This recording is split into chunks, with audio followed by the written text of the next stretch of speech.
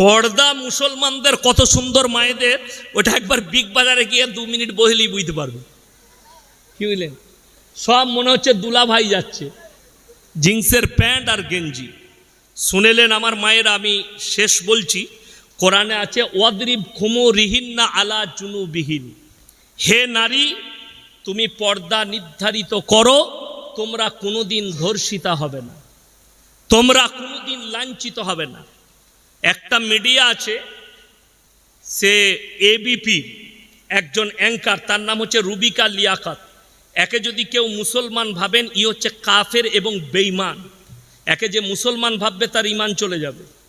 এ একটা প্রোগ্রামে একজন মুসলমানকে জিজ্ঞেস করছে, সাধারণ ছেলেকে, कुरान में कहाँ लिखा है पर्दा के बारे में, कुरान में कहाँ लिखा है हिजाब के बारे में? तुझे कौन बोला कि तू हिजाब पहन ले, तू तो नंगा घूम ले, ये हमारे क्या हमसे क्या फर्क पड़ता है? लेकिन अगर पुश्ती हो, अगर हिम्मत है तुम लोग में, तो एक मर्तबा हमारे जैसा बाप के बेटा मौलवी से बैठ के दिखाओ, फिर तुमको हम छट्टे के दूध याद दिला देंगे इंशाल्लाह। तुम तो किससे बैठती हो और किससे सवाल पूछती हो? उसको तो इस्लाम के बारे में कुछ पता नहीं। और कुरान कहता है वद्रिब खुमुरिहिन्ना अला जुनूबिहिन, हे नारी, हे औरत, तुम अपने आप को ढाक लो। महिलारा তোমরা নিজেদিকে ঢেকে লাও, তোমরা কোনোদিন ধর্ষিত হবে না, লাঞ্ছিত হবে না। বড় কষ্ট লাগে। পর্দা শুনেলেন, সব থেকে বেশি মায়েরা জাহান্নামে যাবে বেপর্দাহির কারণে। এটা রাসূলের হাদিস। সব থেকে বেশি জাহান্নামে যাবে যে নারীরা, তারা বেপর্দার কারণে। যে মেয়েরা মাথা চুল প্যাট পিট খুলে বাজারে ঘুরে বেড়ায়, কিয়ামতের দিনে আল্লাহ ওই অঙ্গগুলো আগুন দিয়ে ঢাকবেন, ওই অঙ্গগুলো আগুন দিয়ে ঢাকা হবে।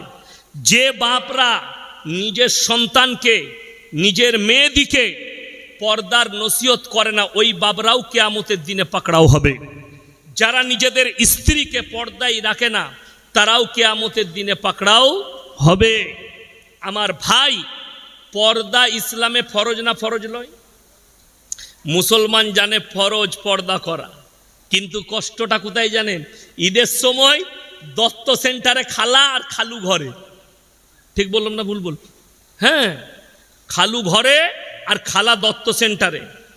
আমি দুটো উদাহরণ দেবো।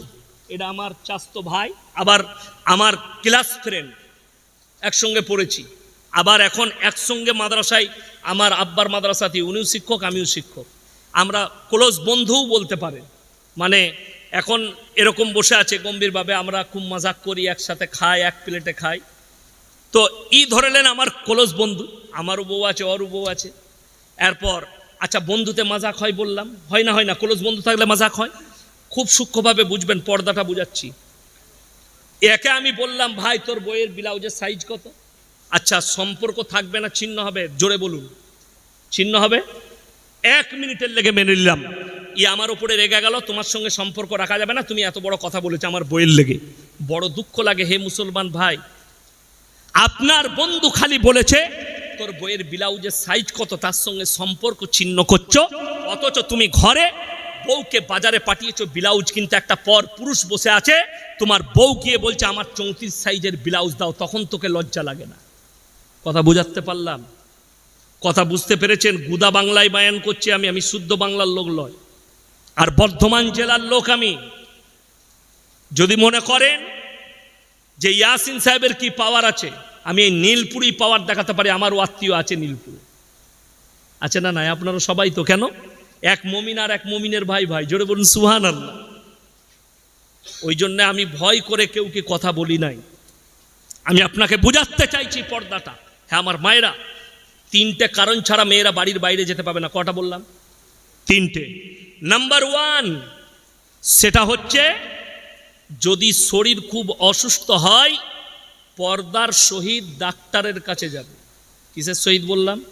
পর্দার সহিত ডাক্তারের কাছে যাবে। নাম্বার 2, কাছের কোনো নিকটবর্তী আত্মীয় যদি মারা যায়, তাকে দেখতে যেতে পারবে, কাছের নিকটবর্তী আত্মীয়।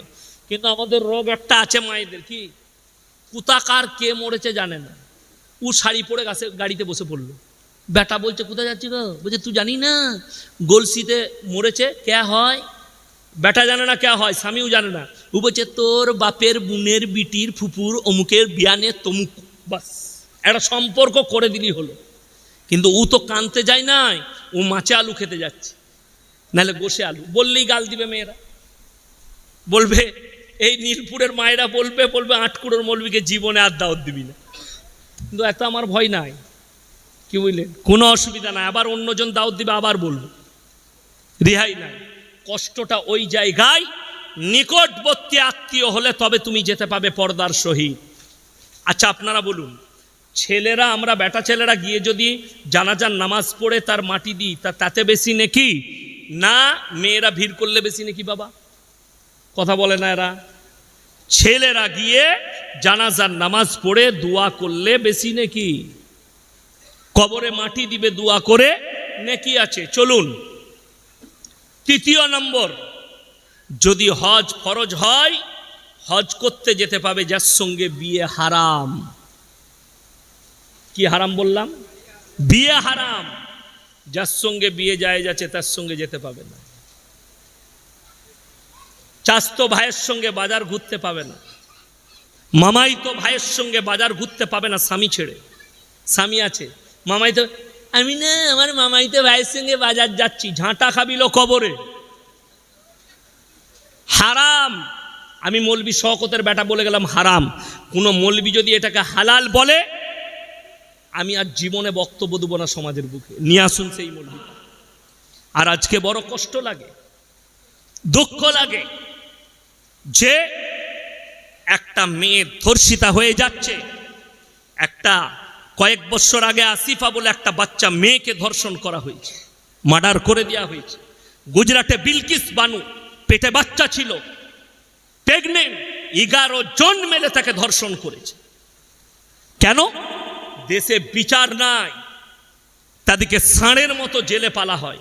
আমি চ্যালেঞ্জ দিয়ে বললাম, আমাকে যদি সিএম এর কুর্সিটা 24 ঘন্টার জন্য দেওয়া হয়, এই ধর্ষণকারীর মুন্ডু ছেদের অর্ডার আমি মৌলবি শওকতের বেটা দিতাম।